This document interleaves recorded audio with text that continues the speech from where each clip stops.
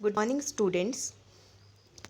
आज हम यूनिट 3 का सेशन नंबर 1 करने जा रहे हैं, जो है demonstrate the skills to handle customers effectively. इसमें आज हम लोग देखेंगे कि हम किसी भी कस्टमर को किसी भी वर्क प्लेस में किस तरह से इफ़ेक्टिवली हैंडल कर सकते हैं, उसकी प्रॉब्लम्स को हम कैसे सॉल्व कर सकते हैं, और ये सारी चीज़ें करने के लिए हम में कौन कौन सी क्वालिटीज़ होनी चाहिए, कौन कौन सी चीज़ें ज़रूरी हैं जो एक पेशेंट को या एक किसी भी पर्सन को इफ़ेक्टिवली हैंडल कर सकते हैं। और customer handling as a important part of business, और जो किसी भी बिजनेस का, किसी भी वर्क प्लेस का जो इफ़ेक्टिव पार्ट है वो है कस्टमर हैंडलिंग। और जो कस्टमर की नीड्स हैं, जो उसकी एक्सपेक्टेशंस हैं, उनकी प्रेफरेंस जो है वो हमारे लिए मस्ट होनी चाहिए, वो सबसे पहले आनी चाहिए। अब हम देखेंगे what is customer handling skill, कि कस्टमर को हैंडल करने का स्किल क्या होता है। The ability to effectively handle customers complaints and problems is vital for customer service associate through providing outstanding services throughout the process is beneficial. Customers who do complain and get their problems effectively solved often develop a strong emotional loyalty to a workplace or business. ऐसी ability, ऐसी गुणवत्ता जो किसी भी patient को या किसी भी कस्टमर को अच्छी तरह से हैंडल करने के लिए चाहिए, जो उसकी किसी भी प्रॉब्लम को, किसी भी कंप्लेंट को अच्छी तरह से सॉल्व करने के लिए जो हमारे अंदर जो क्वालिटी चाहिए, उसको हम कहते हैं कस्टमर हैंडलिंग स्किल। और अगर कस्टमर हैंडलिंग स्किल्स जो हैं वो अच्छे होंगे तो उसमें जो है वो हमारा और कस्टमर का जो रिलेशनशिप है वो अच्छा बनेगा, वो बेनिफिशियल होगा, वो लाभदायक होगा किसी भी वर्क प्लेस के लिए। और उससे क्या होता है कि उससे जो किसी भी कस्टमर का और हमारा जो रिलेशनशिप है वो स्ट्रॉन्ग बनता है, और एक लॉयल्टी, एक विश्वास की भावना जो है वो पैदा होती है किसी भी वर्क प्लेस में, किसी भी कार्यस्थल में या किसी भी बिजनेस में।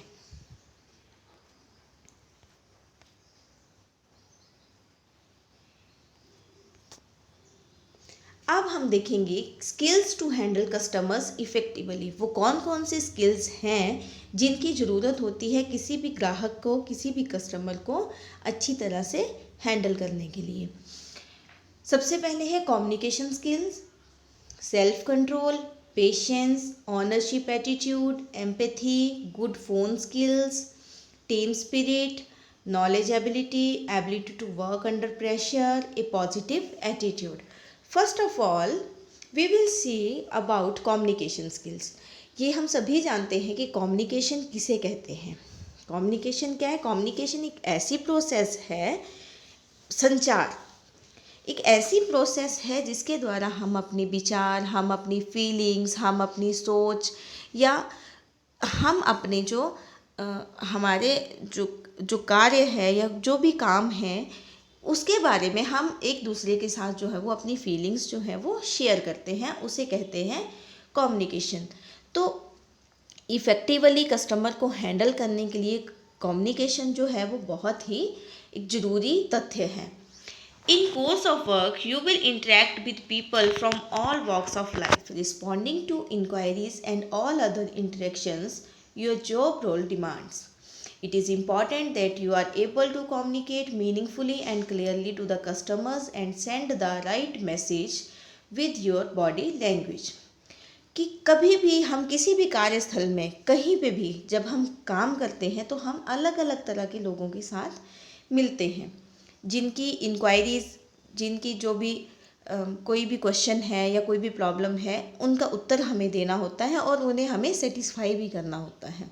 तो ये इम्पॉर्टेंट है कि जब भी हम किसी भी कस्टमर के साथ मिलते हैं, किसी भी ग्राहक के साथ मिलते हैं, तो उसके साथ जो है हम अच्छी तरह से कम्युनिकेट करें, जो हम उसके साथ बात कर रहे हैं वो मीनिंगफुल हो, उसका कुछ ना कुछ मतलब निकलता हो, और वो क्लियर बात होनी चाहिए कस्टमर के लिए, कि जो हम बोल रहे हैं वो उसको समझ भी आना चाहिए, वो क्लियर होना चाहिए। ठीक है, ये है हमारा कम्युनिकेशन स्किल। अब हम देखते हैं next, self control. Having self-control is very important service because you will come across difficult customers who might be mean or rude to you. It is self-control that makes it possible to restrain yourself from losing composure. अब self control क्या होता है? Self control होता है अपने ऊपर control करना। जब भी हम कहीं पे भी काम करते हैं, किसी भी वर्क प्लेस पे जब हम काम करते हैं, तो मैंने पहले ही कहा कि हम लोग अलग अलग तरह के लोगों से मिलते हैं। कुछ लोग होते हैं जो हमारे साथ अच्छे से बात करते हैं, लेकिन कुछ लोग ऐसे भी होते हैं जो हमारे साथ बहुत रूडली बात करते हैं, बहुत गुस्से से बात करते हैं। लेकिन इसका मतलब ये नहीं है कि हम लोगों ने भी उनके साथ वैसे ही बात करनी है। हमारे ऊपर हमारे खुद के ऊपर कंट्रोल होना चाहिए, तो जिससे कि हम अपना जो टेम्पर जो है वो लूज़ ना करें। हम अपने ऊपर कंट्रोल रखेंगे तभी हम पेशेंट को या किस पेशेंट की फैमिली को या कस्टमर को जो है वो अच्छी तरह से हैंडल कर पाएंगे। अब हम देखेंगे पेशेंस। पेशेंस क्या होता है? पेशेंस भी सेल्फ कंट्रोल की तरह पेशेंस होता है धैर्य। ठीक है, this skill just as important as self-control, especially when dealing with an upset customer. Learning to be patient with customer is as easy as learning to separate your feelings from situations and understanding that in most cases the customer is upset with something that has nothing to do with you personally. Patience क्या है?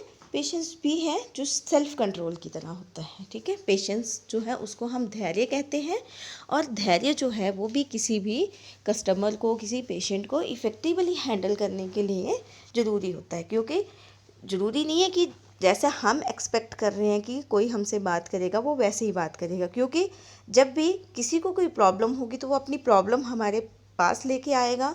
ठीक है, हो सकता है वो गुस्से में भी हो, ठीक है, हो सकता है वो जल्दी उस बात का सलूशन चाहता हो, लेकिन हमने अपने अंदर जो है वो पेशेंस रखनी है, एक धैर्य बना के रखना है।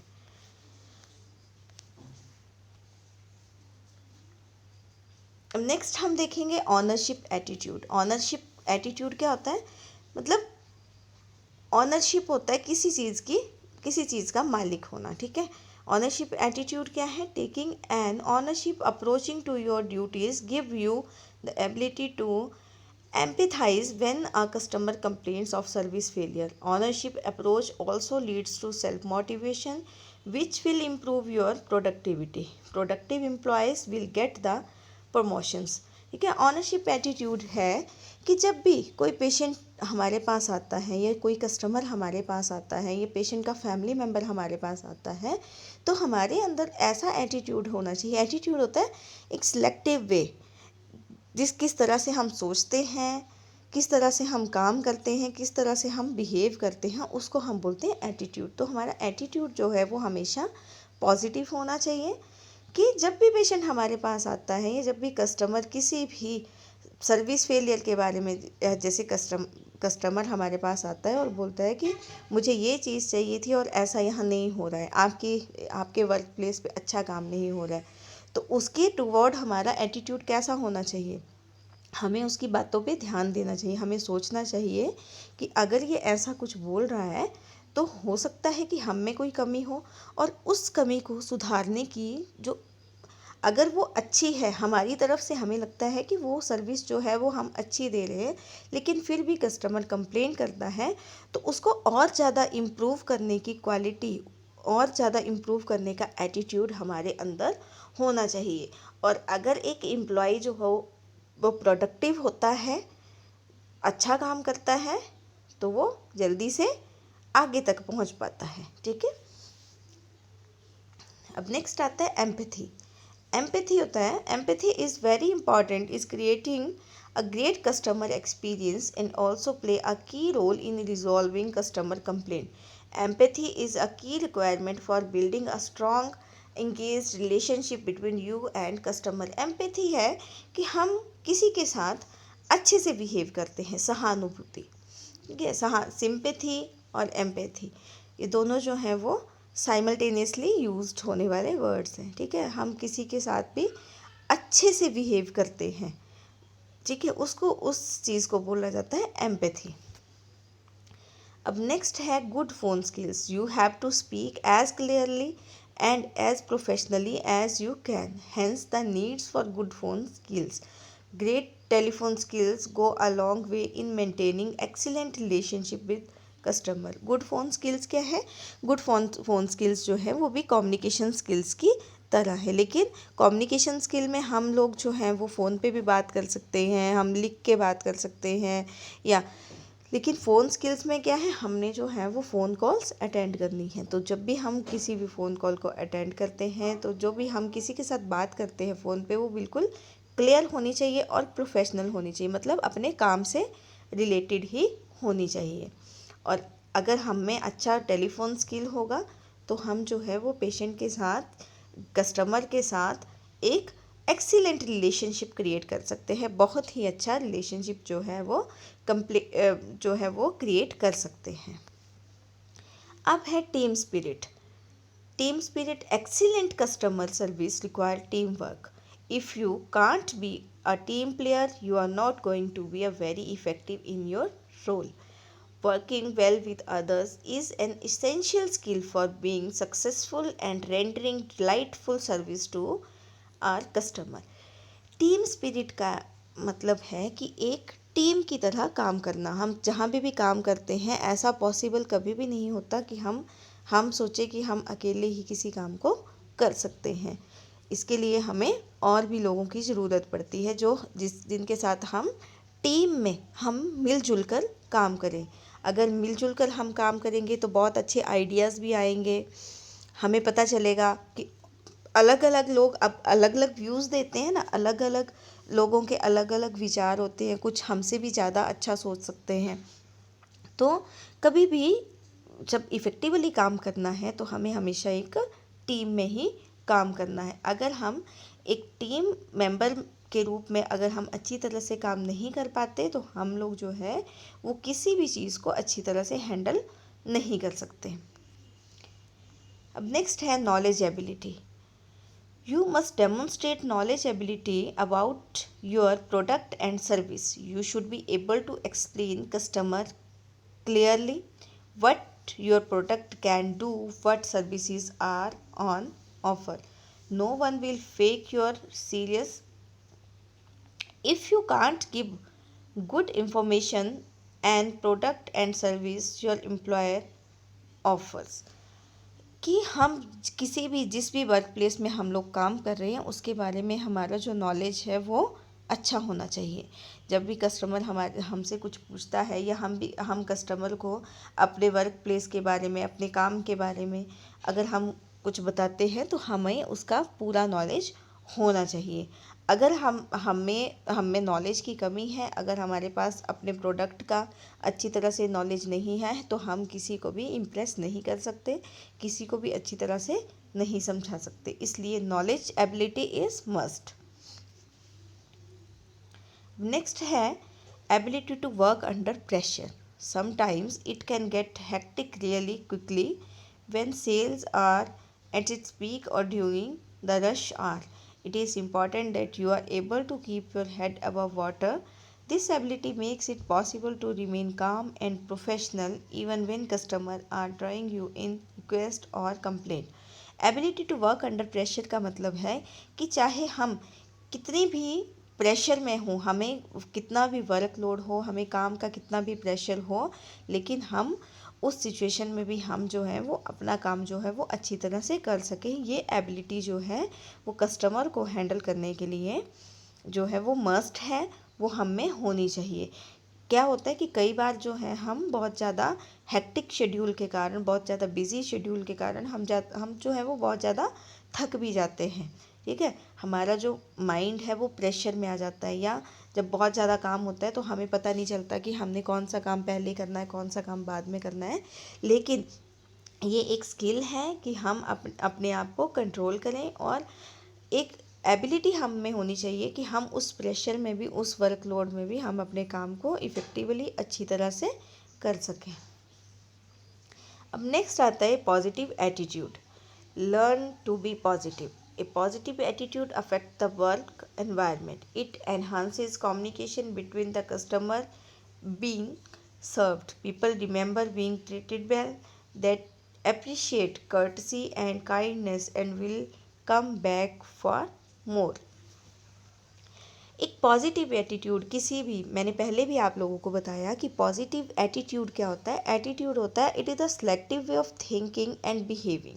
हम किस तरह से किसी चीज़ के बारे में सोच रहे हैं या किस तरह से हम बिहेव कर रहे हैं, उसको कहा जाता है एटीट्यूड। तो पॉजिटिव एटीट्यूड क्या होता है, एक सकारात्मक सोच कि हम किसी भी चीज़ को जो है वो हम सकारात्मक तरीके से लेंगे, एक पॉजिटिव तरीके से लेंगे कि हाँ हम इस चीज़ को कर सकते हैं या हम इस चीज़ को कर रहे हैं तो इसका ये फ़ायदा होगा।